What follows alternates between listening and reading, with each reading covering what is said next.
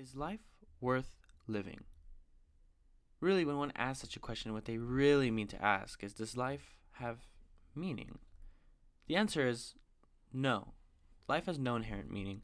Well, hold on, wait a second, you might say, but think about it, and really think about it. Death is at every corner. Take hunger, for example.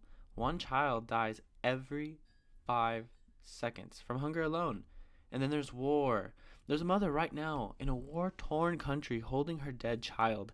And then with natural disasters, hundreds of thousands of us could die right now without even a moment's notice. And don't even get me started with disease. So if you really think about it, life, for all of us, is just the avoidance of death, which is just prolonging the inevitable.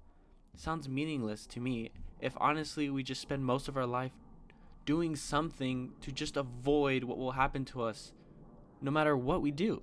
And that's not even including mental illness, heartbreak, addiction, the fact that people grow bored with their passions, people falling in love only to fall out of it, people lie, cheat, hurt those that they love, and even do worse things to those that they hate. Being on the receiving end of pain is something we cannot control, things we cannot avoid. All of this is suffering. Meaningless suffering. But even more absurd is that we are mammals that have learned how to stand up, use our hands, and make weird noises to mean certain things, which is just the product of millions of years of evolution that took place on a spinning rock orbiting around a star that will one day burn out long after the Earth has already been pulled into it by its gravitational pull. Eventually, the universe will suffer a heat death or even collapse in upon itself, and then nothing. Complete oblivion. But what the hell do I know, right? Just because I'm some angst kid who believes the universe has no inherent meaning does not mean your own life must also not have meaning. A purpose written somewhere among the stars, right? Right? Well, let's see. You wake up with an awful alarm blasting in your ear every morning. No matter how much sleep you get, you never feel well rested. Fighting the urge to call in sick, you get ready for your job, the job that you absolutely hate because no one seems to appreciate you nearly enough, despite dedicating 4 years of your life for a degree that gave you the credentials to have this job in the first place. 22 years if you remember to include your pre-K years to your senior year in high school. But hey, at least it pays the bills. Then after working 8 hours in that hellhole, you drive in heavy traffic where a Prius cuts you off. Your anger starts to manifest itself. Why do people in Priuses not know how to drive? Eventually, you pull into your driveway when you suddenly remember you were supposed to grab groceries on your way home. Shit, you say under your breath. You let out a sigh of frustration and head to the grocery store. You find parking about 150 yards away from the storefront. You walk in and make your way to the meat selection of the store. You cannot seem to find the chicken breast that you need for the dish you plan to make tonight. Why can you not find the chicken breast? Oh, it's because they're out. Why are they out of chicken breast? This is a grocery store backed by a large corporation which employs many market analysts, and yet they could not anticipate that the consumer would want chicken breast? You would think they would have been much more prepared than this. So an hour passes of you wandering aimlessly in the aisles and grabbing whatever sparks your interest, and you're still pissed there's no fucking chicken breast. You finish up until you make your way to the cashier. The line is nearly out the door, and why is there only 2 goddamn registers open? So 20 minutes pass while you're just standing in this godforsaken line, and the woman in front of you won't stop yelling at her 3 children to behave, and you are wondering why she just didn't use protection in the first place. She's pretty intense. Does she beat her kids? Your anger starts to fester. It is now her turn to pay for her shit, and she cannot find her fucking wallet, so you are just standing there awkwardly listening to her rummage through her purse as she apologized profusely to the cashier, but taking a pause here and there to yell some more at her degenerate children. Finally, she finds her wallet, and now it's your turn. In your head, you talk yourself down so you can calmly pay for your things and hide your agitation with the situation. The cashier has an attitude. Why the fuck are you being a bitch to me? It's not my fault you hate your job. Yet, you still keep a polite stance. But in the inside, oh, you're fuming. You head back to your car, which you forgot was parked in the middle butt-fuck nowhere, and has been baking under the scorching sun.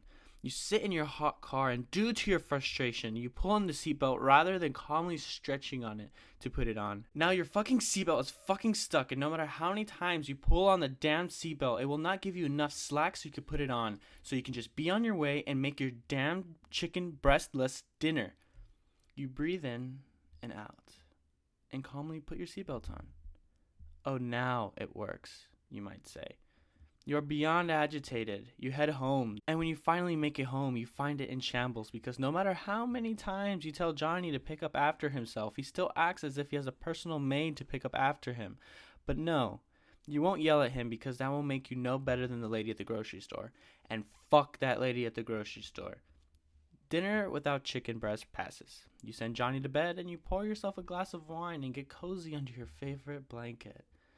You watch your favorite TV shows on your preferred streaming service. Life is good. Wait a minute. So you're telling me that you go through your day full of hate and anger towards the world just so you can get wine drunk while watching late night TV? Wow. You sure are living the life. I don't know about you, but from here it seems like your life has no obvious meaning or purpose. Which is true. It is mundane. In fact, your life has been mundane for as long as you remember. And if you're lucky enough to say that it hasn't yet, one day it will be. So why are you alive? You didn't choose to be alive. You did not will yourself to exist in the first place. Yet here you are, existing. But for what purpose? We go through endless cycles of pain and suffering just to achieve small moments of happiness here and there, only to fall back into the same exact cycle of suffering. Eventually we will all die, only to be forgotten. Perpetual, meaningless suffering. Life may not have an inherent meaning, but this is actually a good thing. So hear me out. If your life had a predestined purpose, then you must live out that purpose. No ifs, ands, or buts. This requires you to live your life a certain way. You have no say. And for many of us who live life a certain way because it was expected of them, they are absolutely miserable. However, just because your life does not have inherent meaning, a predestined purpose, does not mean we can't give it purpose or something of value ourselves. We can choose our own path, one that is made just for us, made by us, one that will make your individual life worth living. And this is what makes life so beautiful, because if each and one of us can follow a path that is just as unique as we are, then all of us have the potential to find meaning in our lives. But how, you may ask? Well, if you ask Aristotle, he would tell you to develop your natural talents. Ask a church father and they'll tell you to become in union with God. Or ask an enlightened one and they would tell you to amass as much knowledge as possible of the world around you. Or perhaps ask a romantic and they would tell you to develop your emotions and the relationships with those around you. At face value, these may seem to be very polarizing views of the world. However, they all actually agree on one thing.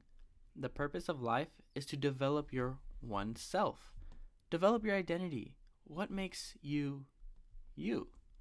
To do this, it calls for you not to only follow your passions, but to also accept your faults. In other words, do what makes you happy. You will, without a doubt, still grind through the day.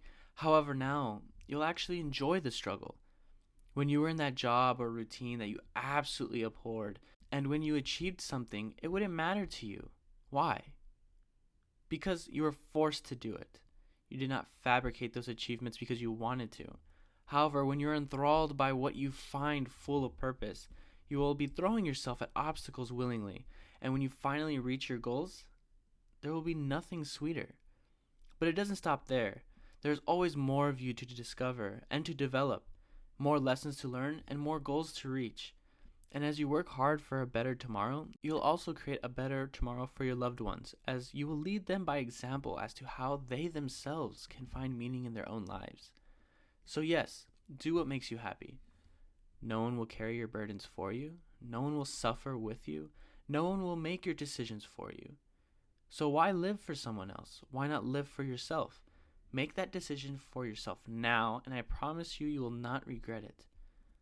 If being a scientist, musician, or writer makes you happy, go for it. If being a parent is what makes you happy, go for it. Or maybe if living the vida loca makes you happy, go for it. If being a troll in my comment section is what makes you happy, go for it. And maybe one day you can live for yourself with someone else who also lives for themselves, and you'll never be happier. One would say that you'd eventually live for each other, as relationships require many sacrifices. However, in a non-toxic relationship, you would still be living for yourself, as each sacrifice you make in order to keep that big, glorious smile on that beautiful person is another sacrifice that you did that no one forced you to do. You did it and continue to do so because you want to. So yes, live for yourself. So really, instead of asking me if life is worth living, maybe you should ask yourself.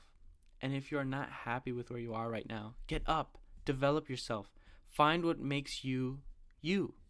Because no one will do it for you. In fact, many will work against you. And it will make it that much better when you reach the summit. I believe in you. But do you believe in yourself? If you're watching this, I love you. You gave my life meaning, as sharing my love for philosophy with the world is my passion. Thank you.